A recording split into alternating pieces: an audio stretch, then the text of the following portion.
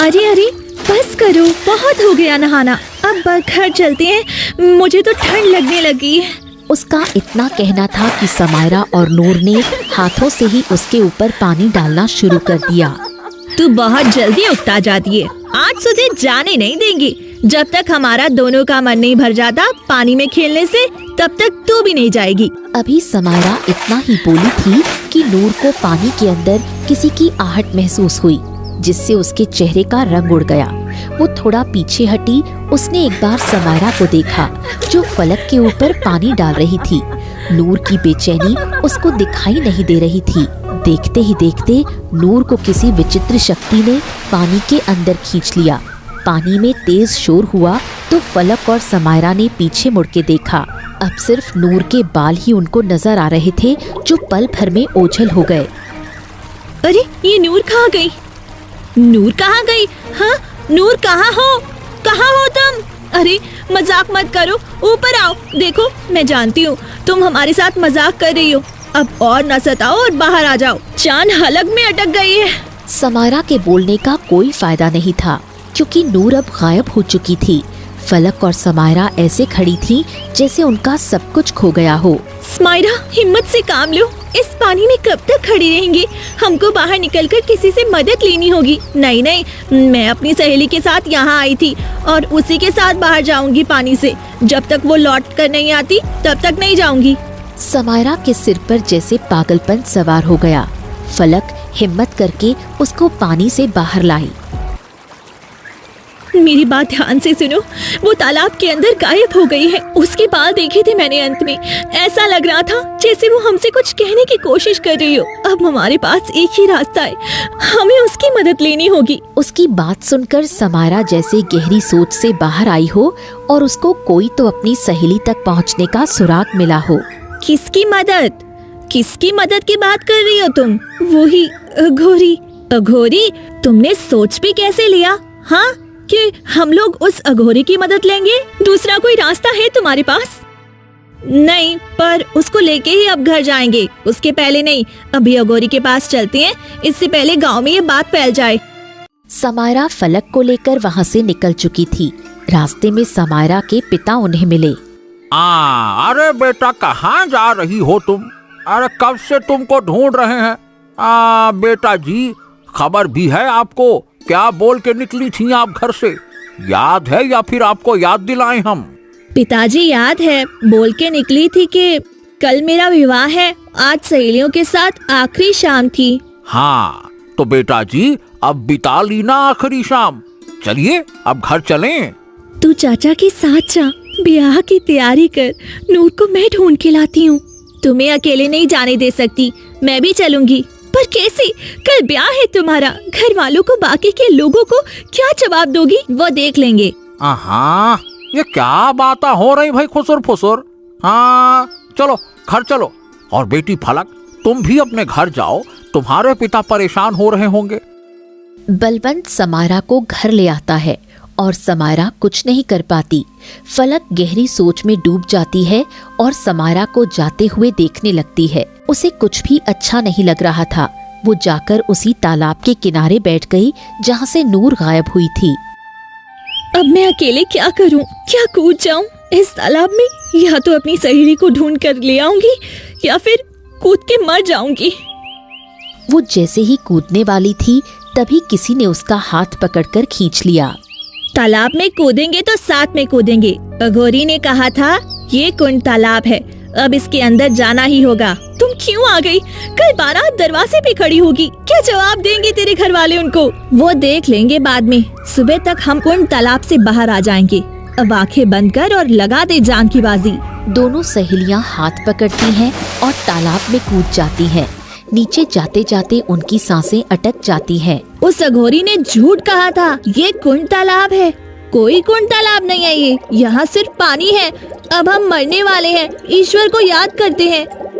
मरना ही तो था, विवाह कर लेती। तेरी आखिरी ख्वाहिश तो पूरी हो जाती ना विवाह करने की। पानी से लड़ते लड़ते वो पानी के बिल्कुल नीचे चली जाती है और उनका शरीर नीचे बैठ जाता है। तभी एक तेज रोशनी चमकती है। रोशनी के अंदर एक बड़ा सा साफ सुथरा किले जैसा घर था। ये क्या, पानी के अंदर दूसरी दुनिया? ये कैसे हो सकता है? क्या सच में ये कुंड लोग हैं? इसका मतलब हमारी नूर जिंदा है और इसी घर में है। चलो जल्दी चलो, अंदर जाके देखते हैं। दोनों तेजी से उस किले के अंदर चली गईं। वहां जाकर देखा एक आदमी जिसने काला नकाब लगाया हुआ था सामने आया। ओह, तो तुम लोग नूर को ढूंढने आई हो ना धरती लोक से? हाँ, आपको कैसे पता? और आप कौन है? क्या आपको पता है हमारी सहेली कहाँ है? वो इसी दुनिया में रुकी हुई है ना? मेरे साथ आओ। दोनों को थोड़ा सा तो विचित्र लग रहा था ये आदमी, परंतु उसके पीछे जाने के सिवा उसके पास कोई दूसरा रास्ता नहीं था, इसलिए चुपचाप दोनों उसके साथ चली जाती हैं। अंदर जाकर रहबर उनको एक कक्ष में ले जाता है और आगे से दरवाजा बंद कर देता है। दरवाजा बंद होते ही उस कक्ष में इतना अंधेरा हो जाता है जैसे किसी एक भी छेद से कोई रोशनी ना आ रही हो। इस अंधेरे को देखकर फलक जोर से चीखती है। कौन हो तुम? बाहर निकालो हमें यहाँ से। अरे तुम चाहते क्या हो हमसे? हमारी सहेली को तुमने कहाँ रखा है? क्या मकसद है तुम्हारा? बताओ, बचाओ हमें कोई, बाहर निकालो हमें। वो चीखती रही परंतु रहबर की तरफ से कोई जवाब नहीं आया। फलक का सर चकराने लगा। अंधेरा इतना था कि समायरा भी फलक को और फलक समायरा को देख नहीं पा रही थी। फलक, हिम्मत से काम लो, हमारा मकसद नेक है और इन लोगों से हम हार नहीं सकते। ये हमें तोड़ना चाहते हैं, हमको टूटना नहीं है। मेरा दम घुट रहा है, मुझे सांस नहीं आ रही है। इतना बोलते ही फलक मूर्छित होकर जमीन पर गिर गई। उसके गिरने की आवाज से समायरा अंधेरे में उसको ढूंढने लगी। फलक, कुछ नहीं होगा, हिम्मत रखो, मैं आ रही हूँ तुम्हारे पास। समायरा टटोल टटोल कर फलक के पास पहुंची और फलक के सिर को सहलाने लगी। फलक, देखना, लोग कहते हैं अंधेरे के बाद रोशनी आती है, हमें बस उस रोशनी को ढूंढना है। समायरा ने बहुत प्रयास किया वहां से निकलने का, परंतु निकल नहीं पाई। बाहर आओ, तुमको मालकिन ने बुलाया है, आओ। मालकिन? ये मालकिन कौन है? रहबर ने कोई जवाब नहीं दिया।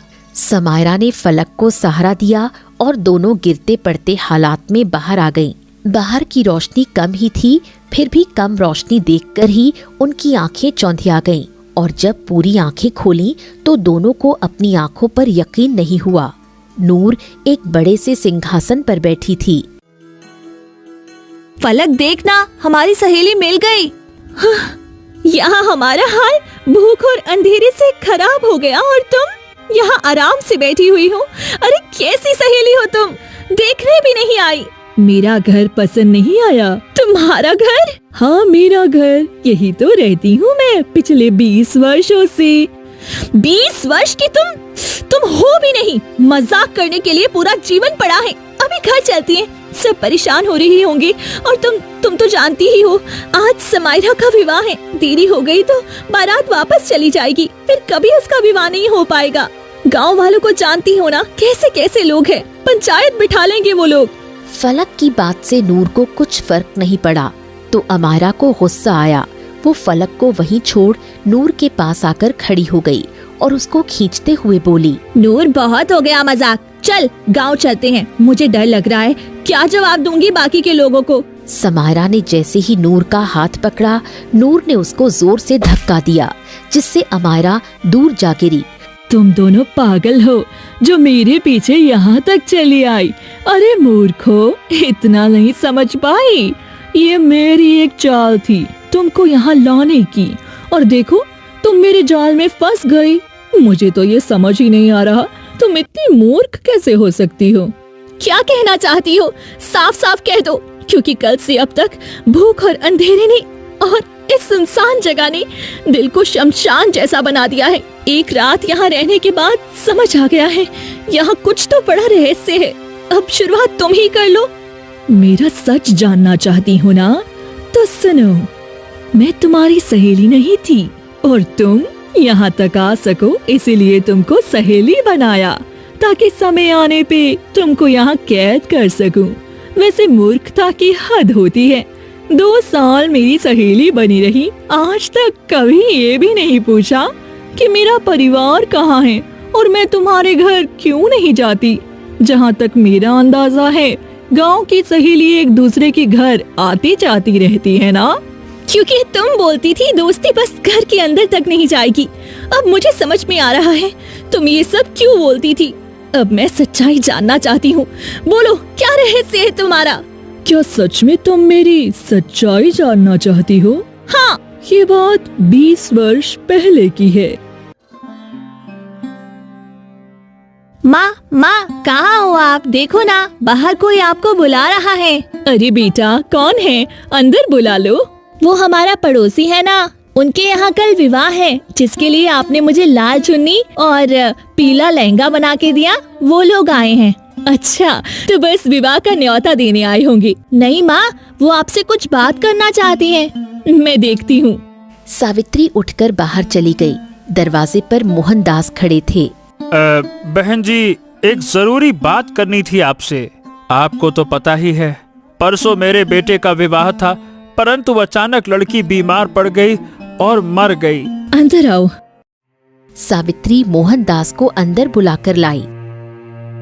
परंतु अचानक लड़की बीमार पड़ गई और मर गई। हे ईश्वर, ये कैसे हो गया?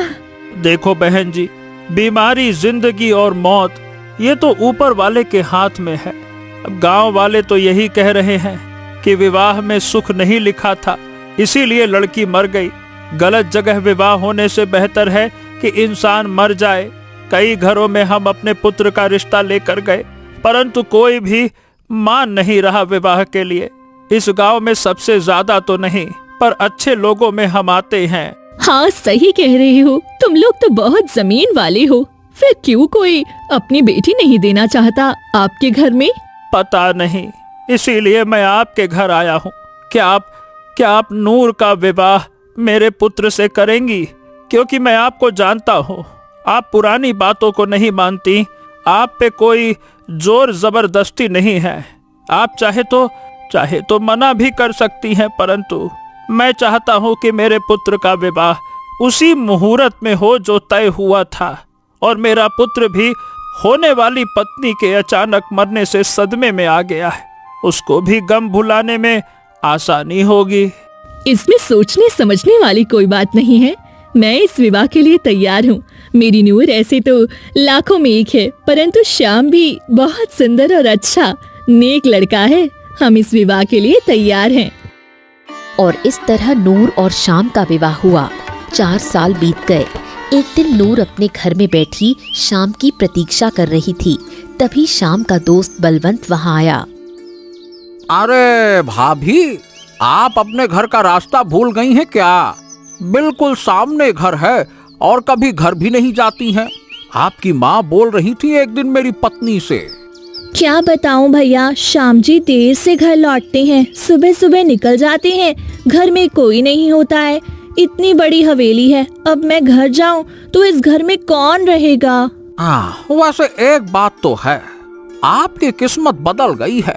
इतने बड़े घर की बहू बन गई। आपके यहाँ तो अनाज भी 6 महीने का 12 महीने खाना पड़ता था। सच कह रहा हूँ ना? नूर को ये सारी बातें अच्छी नहीं लगी, फिर भी उसने कुछ नहीं कहा। वैसे भाभी, आपके दिल में कभी ख्याल नहीं आता कि इतने सारे पैसे लेकर कहीं भाग जाएं? अरे ये मेरे पति हैं, मैं उनके पैसे लेकर कहाँ भागूं?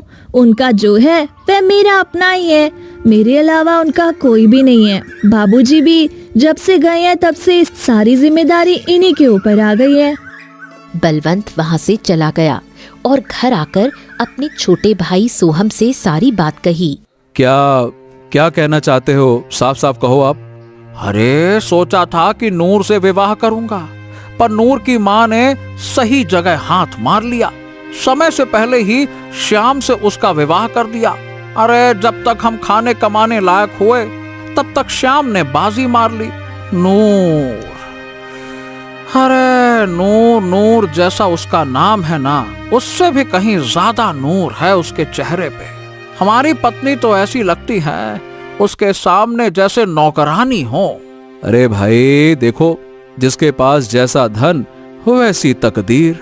अब जितना हमारा काम है, ऐसी हमें पत्नी मिल गई और वैसे भी माँ मेरा विवाह करने को बोलती थी नूर से।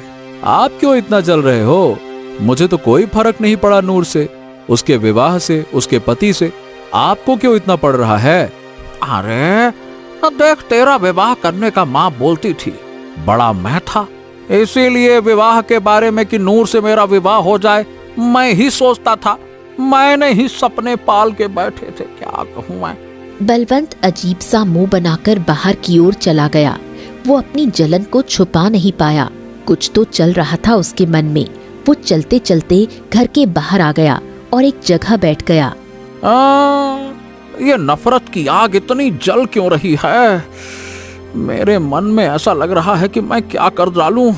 अरे जिस लड़की को पसंद किया उसी का विवाह बिल्कुल घर के सामने हो गया।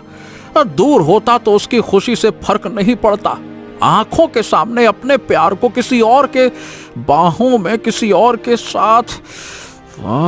तभी उसकी नजर शाम पर पड़ी, जो बड़े सुकून से घर की ओर जा रहा था। ये होता है सुकून। हाँ, जब पैसा और पत्नी दोनों अच्छे हों तो मर्द के चेहरे पर सुकून उभर ही आता है। ससुरा, ये सुकून तो हमें कभी नसीब नहीं होगा। घर जाओ तो हमारी पत्नी की शक्ल कुछ तो बुरी है ही, और कुछ वो बुरी बना लेती है मुझे देख के। अब इंसान करे तो करे क्या? इंसान अपना दुख तो सह ले, पर ससुरा इस श्याम का सुख सहा नहीं जाता मुझसे। बलवंत अपना गुस्सा सह नहीं पाया। वो अपनी जगह से उठा और उसने शाम के सिर पर एक ईंट से वार किया, जिससे शाम एक बार में ही गिर गया। बलवंत का गुस्सा इतना बढ़ गया था कि उसको ये पता ही नहीं लगा कि वो क्या कर रहा है। देखते ही देखते उसने शाम के सिर पर कई बार ईंट से वार किया और शाम मर गया। उधर नूर अपने घर के द्वार पर खड़ी अपने पति के आने का बेसब्री से इंतजार कर रही थी। आज इतना समय हो गया, अब तक तो आ जाना चाहिए था श्याम जी को। मुझे बहुत फिक्र हो रही है। वो तो कहीं रास्ते में रुकते भी नहीं है। एक बार देख के आती हूँ गांव के बाहर। जब तक आएंगे नहीं मुझे चैन नहीं मिलेगा। नूर का दिल अब पूरी तरह से बेचैन था। वो घर से निकलकर गांव की गलियों से होती हुई गुजरने लगी। उधर बलवंत शाम के पास खड़ा सोच रहा था। हे ईश्वर, ये मैंने क्या कर दिया? ये तो ससुरा मर गया, अब मैं क्या करूँगा? अरे छोड़ो इसको, भागो। वो उसको छोड़कर भागने लगा। तभी नूर भागते हुए आई।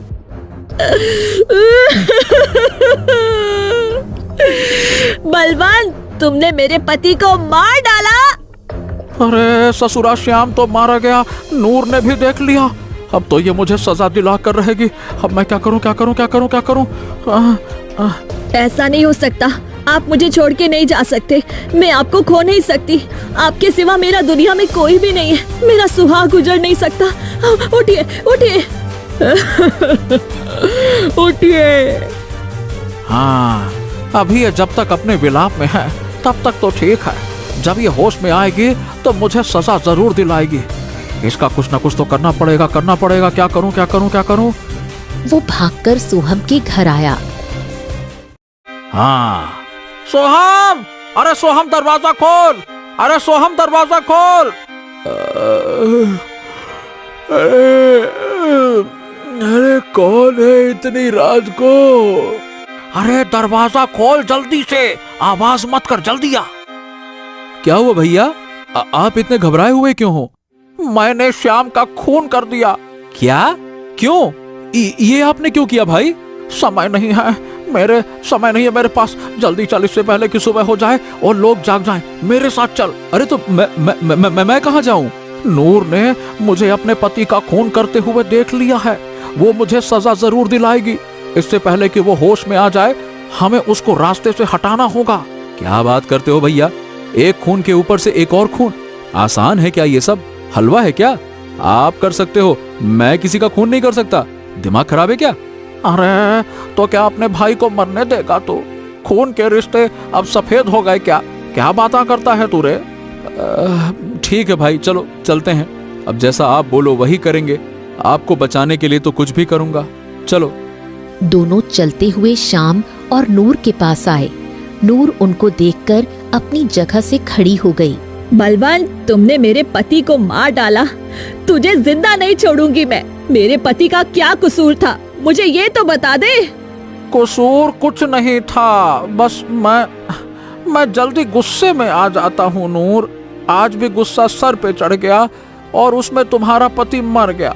सच कहता हूँ नूर, उसको मारना नहीं चाहता था, परंतु जब गुस्से में होता हूँ ना, मैं आपा खो देता हूँ। राजा के पास जाऊंगी, अपने पति के लिए इंसाफ मांगूंगी। देखो तुम वहाँ नहीं जा सकती हो, क्योंकि इतना बोलते ही बलवंत ने नूर को भी ईंट से मारना शुरू कर दिया। वो अपने पति की लाश को देखकर पहले ही मर गई थी। अब बलवंत ने सोहम के साथ मिलकर उसको घसीटना शुरू किया और तालाब के किनारे ले गए। उसको तालाब में फेंक दिया।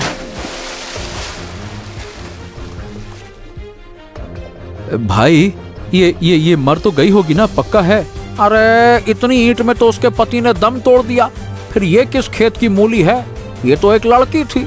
अब एक काम कर, उसके पति की लाश को भी इसी तालाब में डाल देते हैं। उसकी आंखें बंद हो गईं। वो गिरती जा रही थी। गिरते गिरते वो कुंड लोक के किले के द्वार के पास आकर गिरी। उसके गिरते ही एक बूढ़ी औरत दौड़ कर आई। उस बूढ़ी ने देखा नूर के शरीर में कुछ ही सांस बाकी थी। उसका शरीर पूरी तरह टूट चुका था। कुछ जीने की आस भी खत्म हो गई थी और कुछ वो जीना भी नहीं चाहती थी। मुझे इसको बचाना होगा। बुढ़िया नूर को किले के अंदर ले गई और उसके जख्मों पर लेप लगाया, परंतु नूर की हालत बहुत नाजुक थी। अब मुझे अपनी शक्ति का प्रयोग करना होगा।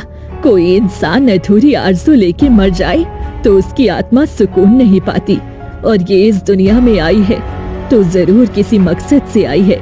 इस तालाब में ना जाने कितने लोग गिरते हैं, यहाँ तक आज तक कोई नहीं आया। बुढ़िया ने आंखें बंद की और कुछ पढ़ने लगी। उसके पढ़ते ही कुछ अक्षर हवा में घूमने लगे और वो अक्षर नूर के जिस्म में समा गए। जो नूर आंख नहीं खोल पा रही थी, उसके जख्म पल भर में गायब हो गए और वो उठकर बैठ गई। कहाँ हूँ मैं? आप कौन है? क्या मैं मर गई या जिंदा हूँ? तेरी मिली हुई जिंदगी के कुछ पल बचे हैं। मैंने तुझे जादुई शक्ति से जोड़ दिया है। अब तू जिंदा रहेगी। जब तक तू चाहे तब तक तेरी जिंदगी चलेगी। तेरी जिंदगी के दिन आज से रुक गए। ना तुझे गर्मी लगेगी, ना तुझे सर्दी लगेगी, और ना ही तेरी जिंदगी बढ़ेगी। जब तक मैं चाहूँ, मतलब तेरी उम्र आज यही रुक गई। तू 20 वर्ष की है ना, हमेशा 20 वर्ष की ही रहेगी। और आज से तुझे तेरी अच्छाइयाँ छोड़ के तुझे मेरी इस काली दुनिया में रहना होगा। यहाँ दुनिया जैसा तो नहीं है, रोशनी, सुंदरता और स्नेह, नफरत, परंतु शक्ति है जिससे जो चाहे तो छीन सकती है। अब मुझे रोशनी में रहकर भी क्या करना है? मेरी जिंदगी की रोशनी मेरे पति के साथ खत्म हो गई। अब से मेरा एक ही मकसद है, उस बलवंत का अंत। और उसके बाद मैं इस अंधेरी जगह की मालकिन बन गई और धरती पे आ गई। तुम लोग से दोस्ती की ताकि तुम्हारे दोनों के पिता को वो दर्द दे सकूं जो उसने मुझे दिया था। संतान का दुख सबसे बढ़कर होता है। तुम दोनों को मैं यहाँ इसीलिए लाई ताकि तुम भी वो कह सको जो मैंने 20 साल कहा। पिताजी ने ये सब किया तुम्हारे साथ, तो 20 वर्ष तुम इस अंधेरे में रह रही हो। हमारी एक रात में इतनी खराब हालत हो गई तो तुम्हारा क्या ही हाल हुआ होगा। मुझे ये कहते हुए शर्म आ रही है। सोहम, मेरे पिताजी, अब हम इससे आगे क्या कहें? तुम चाहो तो हमें अभी के अभी मार सकती हो, परंतु क्या पिताजी को एहसास भी है जो उन्होंने नूर के साथ किया है? मुझे नहीं लगता उन्हें एहसास भी होगा।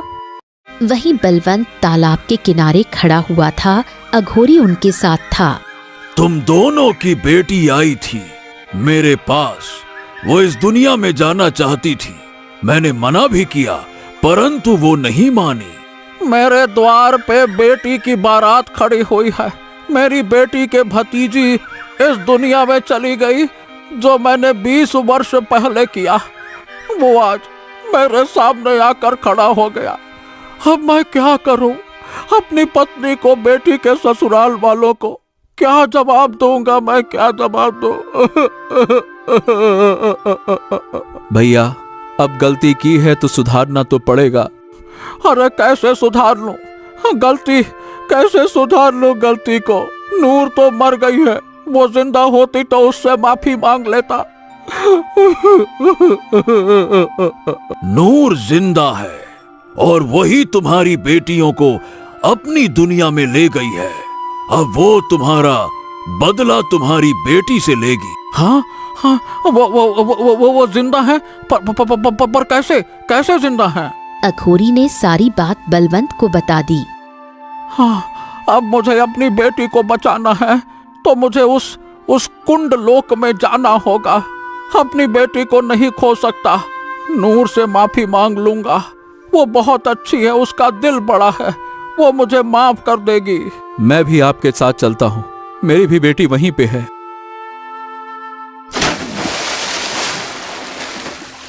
दोनों कुछ ही देर में कुंडलोक पहुंचे और नूर के पैरों में गिर गए।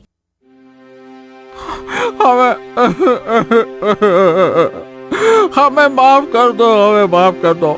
हमसे गलती हो गई थी, जो हमने किया वो जानबूझ के नहीं किया। बलवंत को अपने पाँव में झुका देख नूर को वो 20 वर्ष याद आ गए। एक एक पल कैसे जिए थे उसने ये दिन।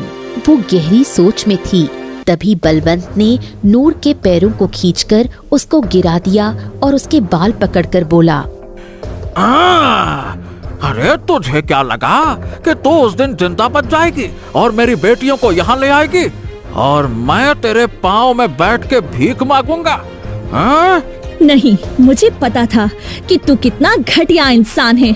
जो तूने किया उसका तुझे अफसोस नहीं, खुशी होगी। आज तो तेरा अंत होगा। बलवंत ने उसका मुंह भींचने की कोशिश की। तभी समायरा ने रहबर से तलवार ली और उसी तलवार से अपने बाप का गला काट दिया और खुद भी घुटनों के बल बैठ गई।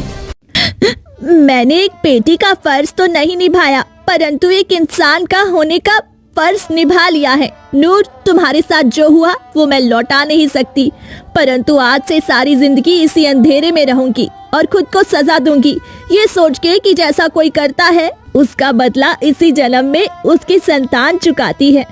20 वर्ष में मैं भी बुरी तरह टूट चुकी हूँ, हर गम को सहते हुए। इन कुछ दिनों में तुमने मुझे सहेली का प्यार दिया, वो प्यार अपने साथ ले जाना चाहती हूँ और इससे मुक्ति पाना चाहती हूँ। अब अपने पति से मिलना चाहती हूँ।